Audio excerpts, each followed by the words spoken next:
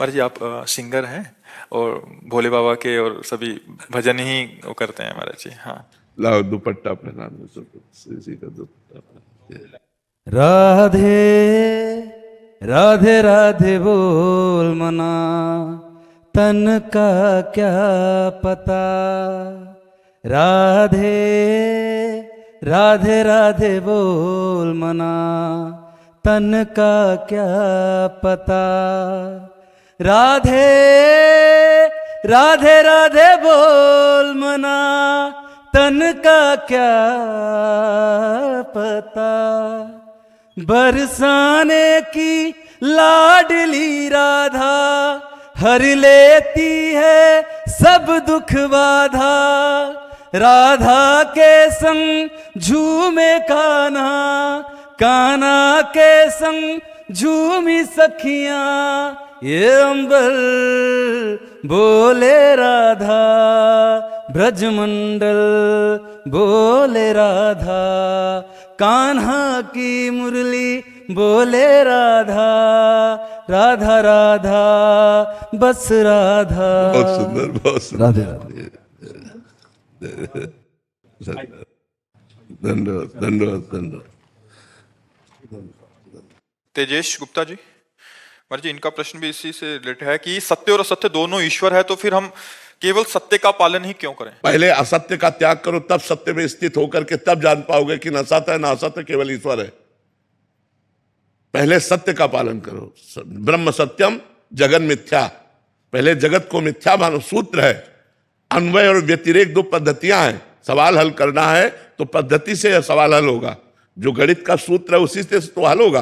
तो ऐसे ही अगर बहुत समुद्र में हम फंस गए हैं, अज्ञान में फंस गए हैं, तो इससे निवृत्त होने के लिए हमें दो पार्ट रखने पड़ेंगे। एक असत गंदा पार्ट, एक सत अच्छा पार्ट। तो हम पहले गंदे का त्याग करें और अच्छे को स्वीकार करें। और जब अच्छे को स्वीकार करते हुए हम चरम सीमा पे पहुंच जाएंगे और वहां से देखेंगे तो सब एक ही था। सर्वम खलमिदम ब्रह्म ने नानास्ति किंचन। सब परम सत्य परमात्मा था, कुछ असत था ही नहीं, कुछ असत था ही नहीं। तब वो अनुभव कर पाता है। तो पहले हमें सिद्धांत में समझना पड़ेगा, उमा कहो में अनुभव अपना, सत हरि भजन जगत सब सपना। जैसे सपना झूठा ऐसे जगत झूठा। किसका प्रश्न है, समझ पा रहे हो आप? अगर अभी लगा दिया ये सूत्र तो पाप पुण्य महाराज जी, अगर पहले ही सूत्र लगा दिया लगेगा ही नहीं भैया। सवाल है, सवाल है। सवाल तो हल होने के बाद शेष बचता है ना। शेष पे तो पहुंचो, ऐसे थोड़ी शेष लिख दोगे। सवाल पहले हल करो तब उसका शेष आएगा। बट सुन सुना के हो गया कि सत्य और असत्य दोनों तो ईश्वर ही हैं, तो असत्य का पालन तो फिर करने नरक भी ईश्वर है, रोग भी ईश्वर है, है नहीं? तो उस रूप में ईश्वर मिलेगा तो फिर भोगो ईश्वर को। रोग भी ईश्वर है, अपमान भी ईश्वर है, विपत्ति भी ईश्वर है। तो क्या आप इस ईश्वर को स्वीकार करना चाहते हो? है नहीं स्वीकार करना चाहते तो सत्य वाले ईश्वर को स्वीकार करो। नहीं, जेल से लेकर नरक तक लाठी डंडा रोग विपत्ति सब ईश्वर है। हमारी बात तो मानो ना।